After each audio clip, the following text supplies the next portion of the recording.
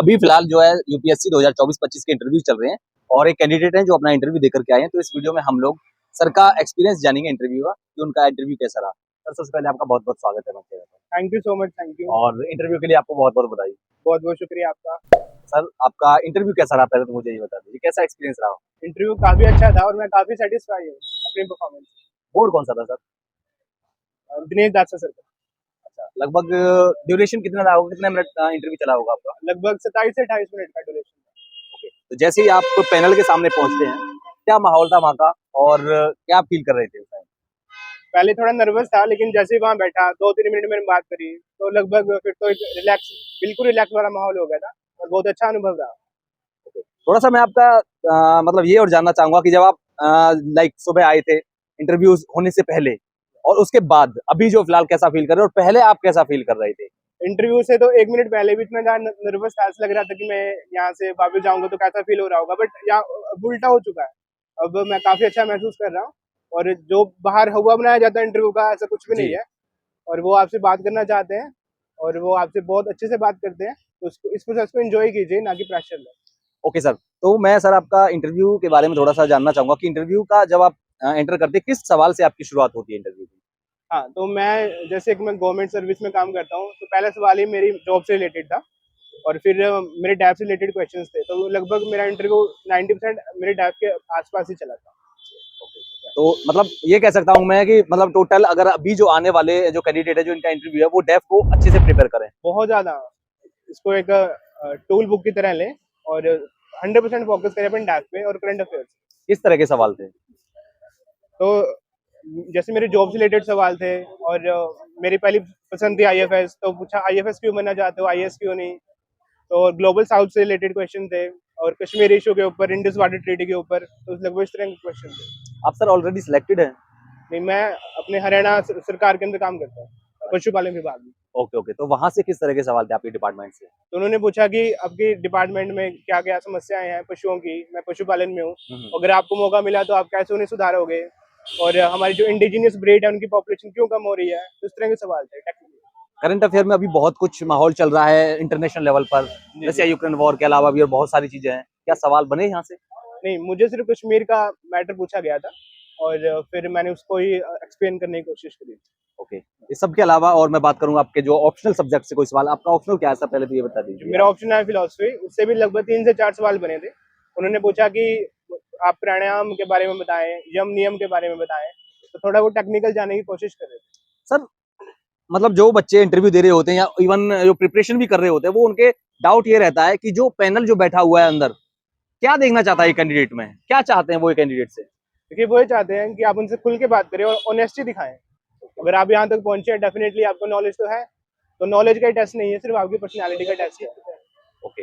And sir एक और चीज ये रहती है थोड़ा सा, मुझे आप पहले तो अपना अटेम्प्ट मैंने नहीं पूछा, अटेम्प्ट बता दीजिए मुझे फिर मैं उसका। ये मेरा तीसरा प्रयास था। ओके, इससे पहले आपने इंटरव्यूज वगैरह, ये पहला ही इंटरव्यू है, तो जो आपका तीसरा प्रयास है, पिछले लास्ट अटेम्प्ट्स में 2 अटेम्प्ट में आपकी क्या कुछ गलतियां नहीं थी जिसके वजह से आप क्रैक नहीं कर पाए या इंटरव्यू तक नहीं पहुंच पाए?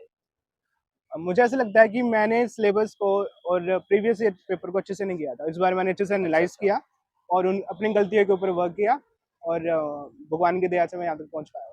ओके सर, मैं थोड़ा सा स्ट्रेटजी पर आना चाहूंगा आपकी, प्रीलिम्स की स्ट्रेटजी, क्योंकि प्रीलिम्स अब नजदीक ही है, बहुत ज्यादा टाइम भी नहीं है अब, क्योंकि अब नोटिफिकेशन भी आने ही वाला है इस 2025 वाला, और जो 2025 में इस बार अटेम्प्ट ले रहे हैं, क्या कहेंगे उनके बारे में कि कहाँ मतलब उन लोगों को, उन एस्पिरेंट्स को जो फ्यूचर कैंडिडेट्स हैं, कि वो किस तरह से देखें स्कोर, किस तरह से लें, किस तरह से तैयारी करें ओवरऑल प्रीलिम्स को क्रैक करने के लिए? सबसे पहले तो वो जो स्टैटिक सिलेबस है उसके ऊपर उसकी कमांड होनी चाहिए और फिर मॉक टेस्ट जरूर लगाएं और यूपीएससी की पीवाईपी और कंसिस्टेंट अपने डिसिप्लिन में रहें और तैयारी करते रहें।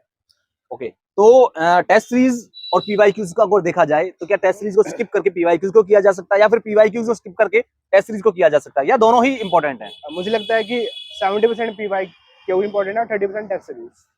अच्छा, तो पीवाईक्यूज को सर कैसे एनालिसिस कर, क्योंकि आप जैसे कह रहे हैं, तो क्योंकि पीवाईक्यूज से ये पता लग जाता है कि भाई यूपीएससी चाहती क्या है कैंडिडेट से प्रीलिम्स में या मेंस में, कैसे एनालाइज किया जाए उनको? क्या केवल ऑप्शन देख करके, जो ऑप्शन है उनके उन्हीं को देख करके किया जा सकता है, या कुछ और भी उनमें लाइक वैल्यू एडिशन की जा सकती है? नहीं, ऑप्शन, आपको ऑप्शन तो देखने ही है कि यूपीएससी पूछती क्या है, वो कैसे पूछती है, उसका माइंडसेट क्या रहता है, ऑप्शंस के आसपास जो चीजें होती हैं वो भी आपको पढ़नी पड़ेंगी।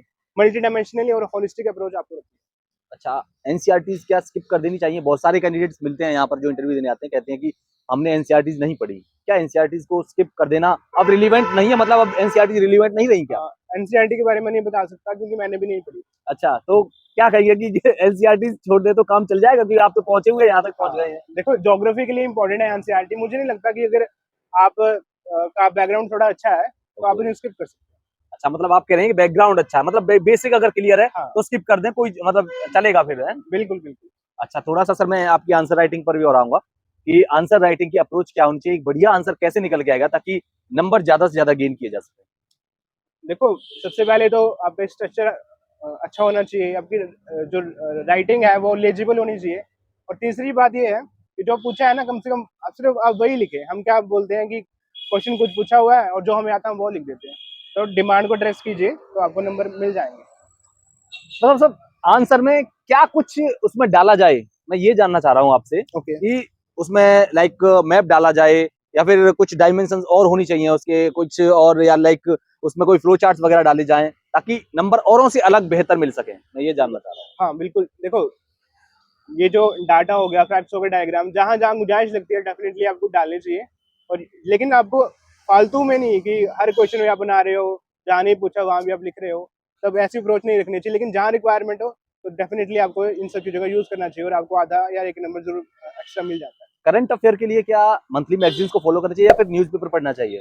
देखो मेरे पास टाइम कॉन्स्टेंट होता है तो मैं तो सिर्फ पीटी 365 जो आता है उसका विजन का मैं तो वो पढ़ता हूँ। उसके अलावा तो मैं ना न्यूज़पेपर पढ़ पाता हूँ ना ही मंथली मैगजीन। सर लास्ट में कुछ सवाल हैं जो कमेंट में बच्चे पूछते हैं, उससे पहले मैं आपसे जानना चाहूंगा यूपीएससी चाहती क्या है कैंडिडेट से? क्या उसको एक पर्सनैलिटी डेवलप, मतलब एक अच्छी पर्सनैलिटी वाला इंसान चाहिए या फिर नॉलेजफुल इंसान?